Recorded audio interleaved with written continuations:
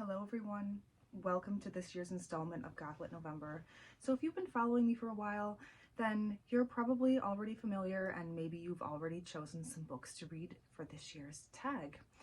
Gothic November is something that my friend Bailey and I came up with a couple of years ago after so many wonderful conversations when it dawned upon us that we both love Gothic literature so very much. So we thought, why don't we make November more fun and create a reading tag or challenge, whatever you want to call it, for Gothic literature? Because November is a really hard time for me, and I have found the last couple of Novembers have been so wonderful. And everything that I've read the past couple of years have really helped me cope so much with real life challenges, because Gothic literature is really all about facing your fears and terror of the unknown. There are definitely many characteristics that make up Gothic literature. I'm not going to go over all of them here. I will be linking some previous videos below, and please check out Bailey's videos as well. But anyway, originally we had come up with 4 prompts, and over the years it's just kind of morphed into just read something Gothic, like just have fun and tell us about it. I've loved all of the VRs. It means so much to me when I get to listen to one of my friends talk about what a wonderful time they've had with Gothic November. It's just have fun. But originally, we had come up with 4 categories of Gothic literature, and they are as follows. There was the classics, which comprise maybe mid to late 1700s into the early 1800s. And there's the Victorian, and there's Southern Gothic and contemporary. And originally our goal was to read at least one book from each category and choose a movie or more than one to watch. And if you decide to do the tag and you haven't been here before, you do not have to do a VR. You don't even have to tell me about it in a comment, but I do love hearing from people. So please just have fun. Let's see, where do I want to start? I'm so annoyed because I lost a cufflink. Or wait, no, there it is. Okay. So I will just show some examples and some books, some things that I might read. I was kind of thinking about focusing on some American literature this year because it has not always been my focus, as I've mentioned before if you've watched my videos. So I really love Nathaniel Hawthorne. And if you know me, you know, I live very close to Salem, Massachusetts, and the House of the Seven Gables, his inspiration behind the House of the Seven Gables novel, is one of my very favorite places to visit. So I have here Nathaniel Hawthorne's tales. Now, some of them are spooky and some of them are just plain Gothic. Gothic really is all about atmosphere, atmosphere, setting, terror of the unknown. There might be a castle or maybe just some spooky old house, right? There might be things like struggle with paranoia or identity, mental illness. There's a lot of that in Nathaniel Hawthorne, a lot of guilt, a lot of ancestral sort of guilt. Like, if you know anything about Nathaniel Hawthorne, his ancestor, I think it was his great grandfather, was one of the judges that presided over the witch trials in Salem, and he was very ashamed of that. And if you've ever read House of the Seven Gables, yeah, it's kind of all about that, about a curse that one of the condemned people put on the family. So because of Nathaniel Hawthorne's desire to dissociate from that, he actually changed his name from Hathorne to Hawthorne. And he had another ancestor, like a great grandfather or something like that, who also was responsible for the persecution of the Quakers. Just so complicated. I love Nathaniel Hawthorne. I love his writing. I think he was so romantic. And I was thinking of maybe focusing more on his works.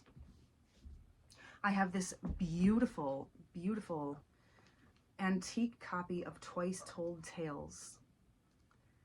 It's so beautiful, and I have another edition of this to read because this is so very, very delicate, but it smells divine. And yeah, maybe you want to read some Nathaniel Hawthorne, maybe some short stories if you don't want to go all in for a complete novel. I have the Blithedale romance as well. This is a copy that I picked up recently. I might read that, we'll see. Another reason that I'm saying that I might want to focus on American authors this year is because I love Herman Melville. And while I was reading Moby Dick last year and falling in love with it, I picked up on a lot of Gothic elements in that novel, and Moby Dick is not classified as Gothic at all. But I'm like, I know I'm onto something here. And it turns out that I wasn't the only one thinking that, because I have this book here it's part of the Gothic Literary Studies. And I've read some of the other books in this series, but this is called Gothic Melville. So I would really, really love to read this year for Gothlit November. And I have Pierre, or the Ambiguities by Herman Melville, which is considered a very Gothic work. I don't think it's going to be the easiest thing to read. Maybe I will go into more about what this is all about in another video. But I'm thinking about focusing on Nathaniel Hawthorne and Herman Melville, which, if you know anything about them, you also know that they were friends and wrote one another letters, which some people like to claim were love letters.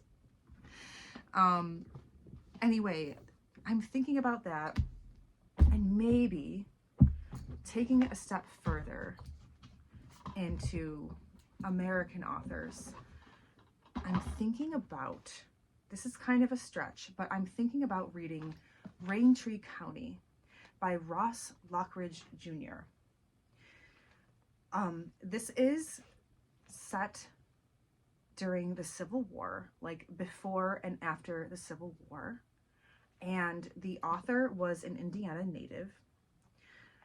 And my daughter and I recently watched the film Raintree County. You might be familiar with this. This movie has bad reviews. It's an iconic Elizabeth Taylor film, and Montgomery Clift and Eva Marie Saint are in it as well. I think the reason that it gets a bad rep is because people like to compare it to Gone with the Wind, which, you know, Gone with the Wind is a very important film, is part of our American heritage, as just being a very groundbreaking, iconic, classic film. It's an epic, you know, set during the Civil War. Raintree County, though, it's really not the same thing at all. It's another really long movie with the Civil War as its setting. So I think it's unfair to compare.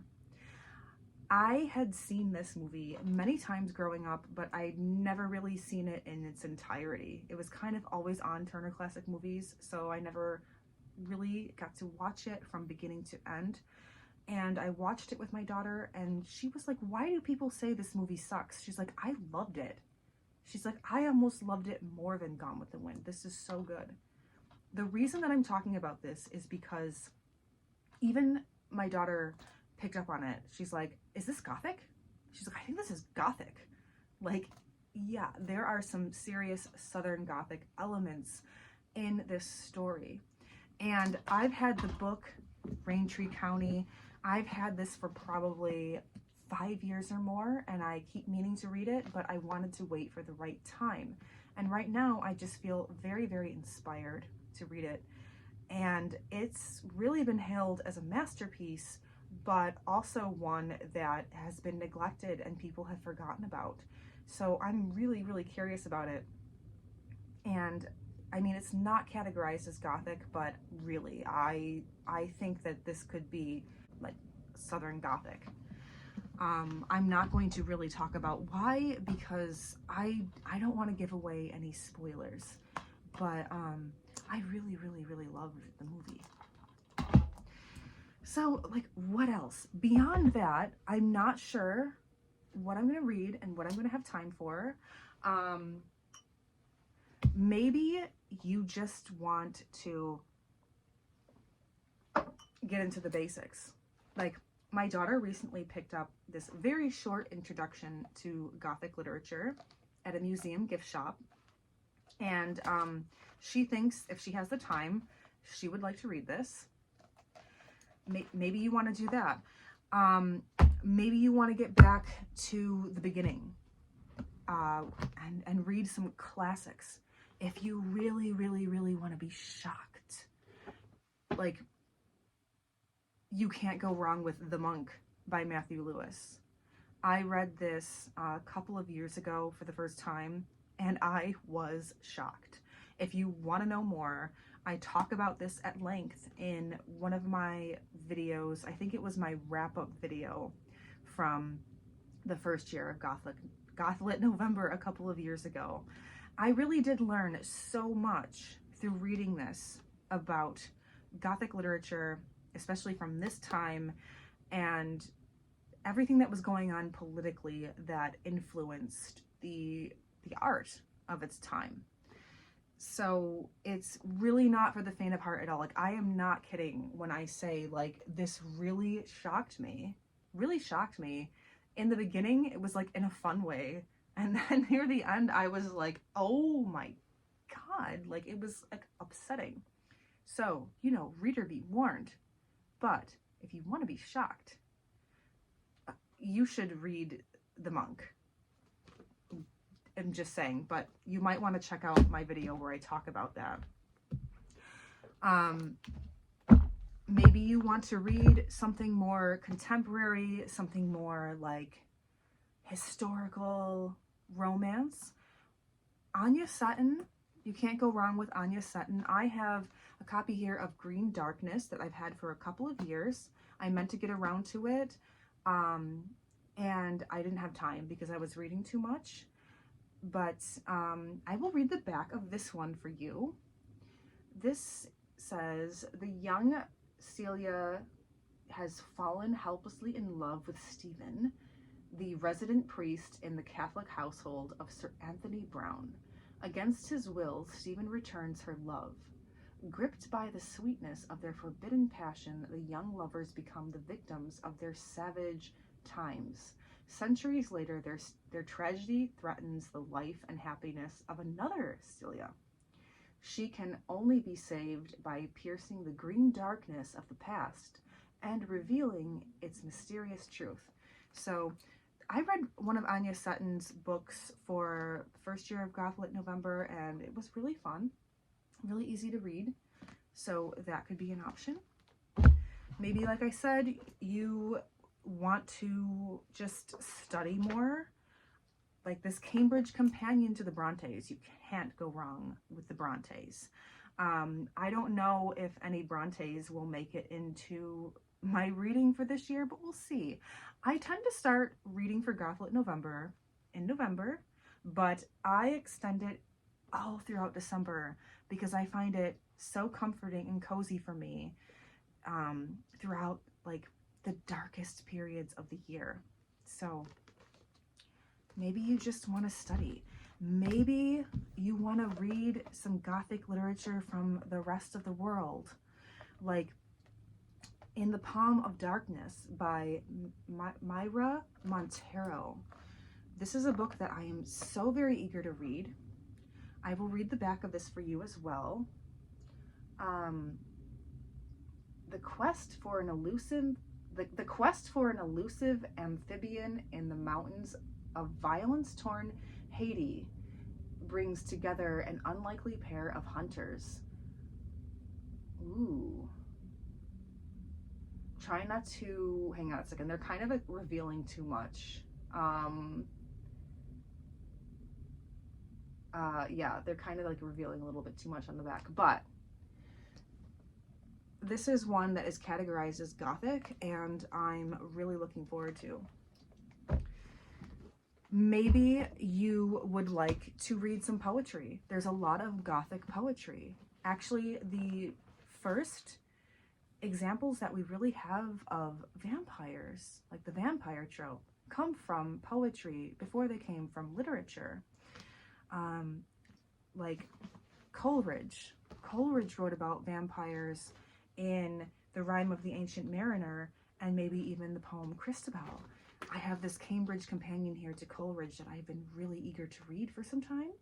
I don't know if I'll get around to it this year, but I'm just giving some examples. We have the complete works of Percy Shelley, very Gothic, and all about freedom.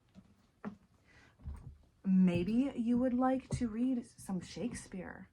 Shakespeare is very Gothic. Shakespeare really influenced a lot of Gothic literature when you really just think about it. I don't even have to tell you, just think about it. Maybe you just want to watch Hamlet again. This is the Laurence Olivier version. I mean, come on. How does it get any more goth than that? Just watch it. Just, and there's so many good adaptations. And also to prove my point, I have from the Gothic Literary Studies, Shakespearean Gothic to read. All about it. Maybe you just want to like read some short stories. You have a lot going on. You're not sure what you can devote yourself to. I have this collection called Ghost by Edith Wharton. Love Edith Wharton. And for some more contemporary works, Interview with the Vampire by Anne Rice. Read Interview with the Vampire if you like vampires. Just do it. Just do it. It's fun. Toni Morrison. I have this copy of Jazz here. I'm not going to say that this is necessarily Gothic. It's really dark. I mean, I guess it could kind of be. I couldn't find my copy of Beloved, but Toni Morrison. Come on. Joyce Carol Oates. This is the Belfleur novel. Now, this is actually really considered Gothic, and it's part of a series, and it's really freaking long. I really wanted to read it a couple of years ago, and I didn't get around to it. I love Joyce Carol Oates. She was such a heavyweight. Is such a heavyweight. She's still with us, I think. But yeah, I really want to read that. Movies. Watch some movies. Dr. Jekyll and Mr. Hyde. This is the silent version with John Barrymore. Classic. The Spencer Tracy version with Ingrid Bergman is good. Also really upsetting.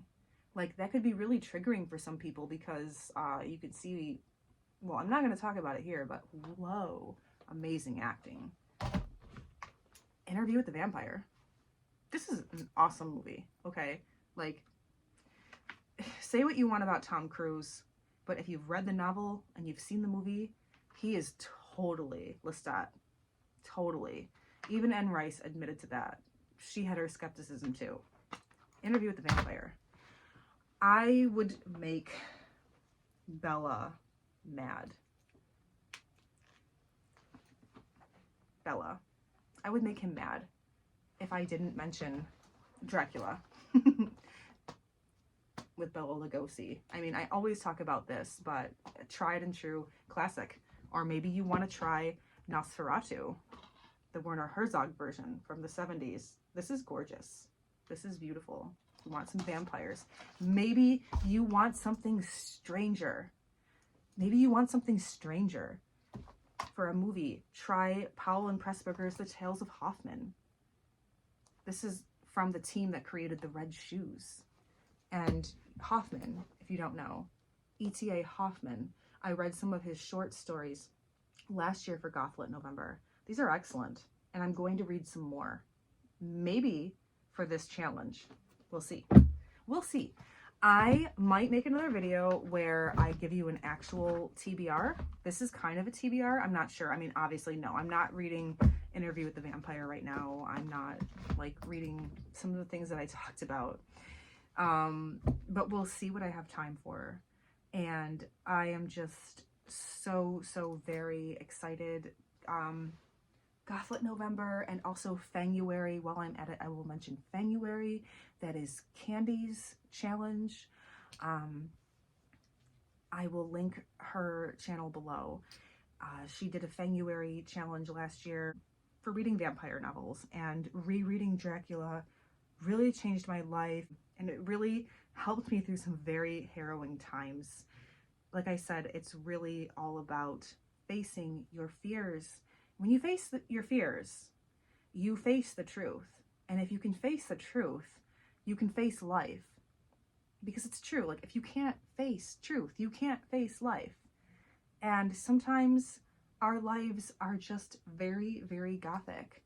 And reading Gothic literature can bring sympathy. Like, you feel like somebody gets you, someone hears you, and it can also lend some humor, even if it's dark. So I really hope you all join me this year. I'm really looking forward to it. And I think that'll about do it for now. So happy reading, everyone. Bye.